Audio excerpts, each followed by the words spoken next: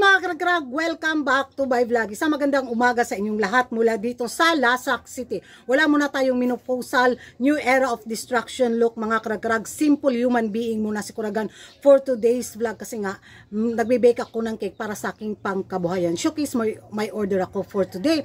Kaya itodo ko na at habol ako sa mga kaganapan ngayon na pinagchichismisan ng ating mga active na mga chismoso at mga chismosang himantayo na kapitbahay na taga Milky Way na kung saan very interesting mga karag-karag yung mga nila kabaliwan galore nila sa kanilang sistema, sa kanilang brain cell membrane.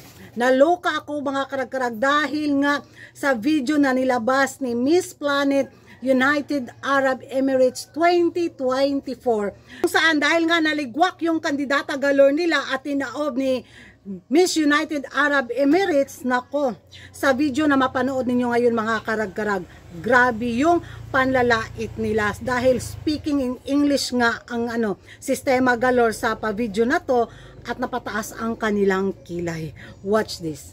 I want to give a message for the audience, especially for the Emirati women out there, by proving that you can achieve anything with passion and determination. And as an Emirati woman, both in science and in pageantry, I hope to break stereotypes and encourage others to pursue a diverse paths. Of course, my journey shows heritage and heritage and modern aspiration that can coexist beautifully.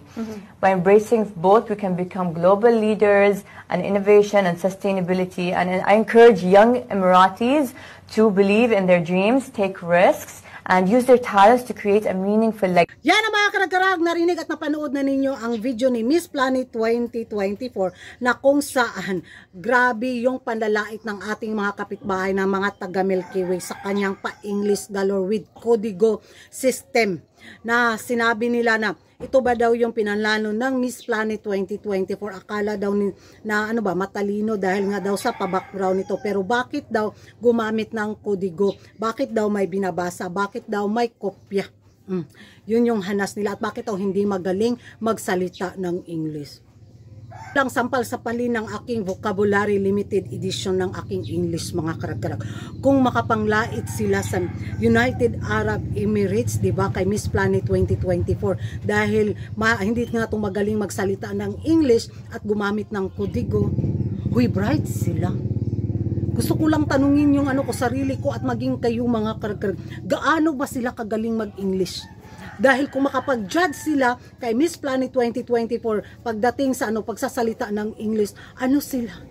Perfect kung magsalita ng English. Puryagaba biya po ng ilang grammar galore. Puryagaba biya po the way sila magsalita ng English. Mas okay pa ang English mas okay pa yung limited English edition ko mga karag-karag. Pasok pa minsan sa banga. Pero sila, huy, mahiya naman sila. Dahil yung pinagbabasihan nila mga karag-karag is yung background nito na high profile daw. Pero bakit daw the way magsalita ng English? Unsa imo ha, Joy? Sigarilyo. Nanapon. Binilisan ko sana yung pag-vlog ko kasi wala pang customer. Kaso nga dahil, ayun nga. Tayo pa sa sigarilyo daw. Yun nga mga karag-karag.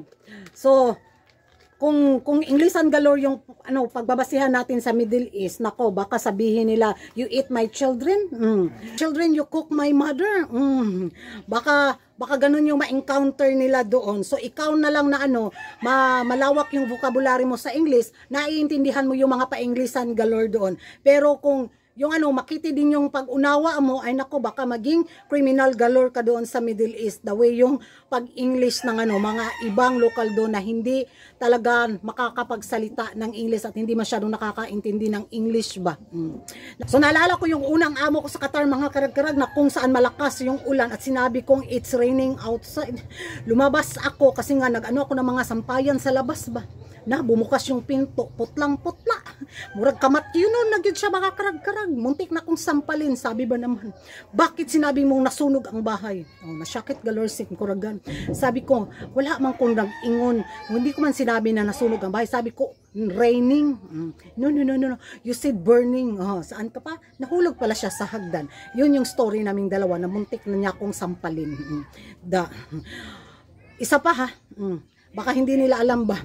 Inutusan din ako ng amo ko noon. Make the potato pink. So sabi ko, madam, lagyan ba natin ng food color? Sabi niya naman sa akin ay, no, I want it pink.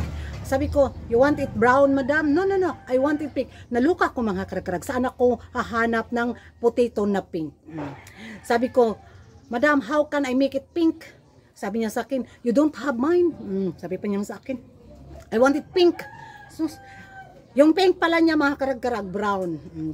Nagkasinabot din may pregaba sa 2 buwan ko doon. Yung limited English edition ko, lumala lalo. So ito pa mga karag-karag, na nervous, galore, stressful kay ko sa unang amo ko sa Qatar mga karag-karag. Hindi yung pangalawang amo ko na nagstay ako ng 12 years ko ha. Yung talaga nag-sponsor sa akin nung nag-apply ako pa Qatar. So 2 months lang ako doon dahil hindi ko talaga kinaya. Grabe talaga ang salbahe nun. So ito yung kwento namin sa Inglesan galore doon. So i-share ko lang sa inyo. Alam ko marami mga OFW dito ang makarelate sa story na to. Kanya-kanya tayong mga kwento sa Inglesan galore sa Middle East. Inutusan niya ako mga karag-karag, bring my black dress. Oh, of course, black dress. Alam natin yan, di ba? Maitim. At dagan, gusagdan pak. Second floor, pak. Dagan. So, bukas kabinet, pak. Black dress, pak. Baba na naman. Madam, here is your black dress. Galit. Galit talaga siya. Sabi niya sa akin, I want my black dress. Sabi ko, madam, this is black. So akala ko ibang dress na naman na kulay itim yung gusto niya. Akyat na naman ako sa second floor. Bang! Dagan. So bukas na naman sa kabinet. Kuha na naman sa black dress. So pangalawang black dress na yung kinuha ko. Baba na naman ako sa akin. So pagbaba ko doon, madam, this one, bukad ang yung ilong. Siga yung lumaki lalo yung mata niya ba. I said black dress. Sabi ko, another design, madam. Said black dress. Akyat na naman ako. Pangatlong bisis na takbo. Tapos open sa kabinet. Black dress. So bali may doon, 5 damit. Kinuha ko lahat mga karag-karag yung black dress niya. Baba na naman ako sa ikutasan juga to. Tapos pag ko, madam, which one? Dala ko na yung 5 black dress niya na damit. Siya, you don't have mine. Ginanon ako, you don't have mine. I said, I want my black dress. You don't know what is black dress? Sabi ko, madam, only this one. Only, sabi, nagkaanuhan na talaga ng yung English na may mga karag-karag. All this, sabi ko, all this na your black dress. Sabi niya sa akin, you're small baby, you don't know what is black dress. Hinila niya ako mga karag-karag, akyat kami. Tapos pa, kasi matanda na yun, anak na siya.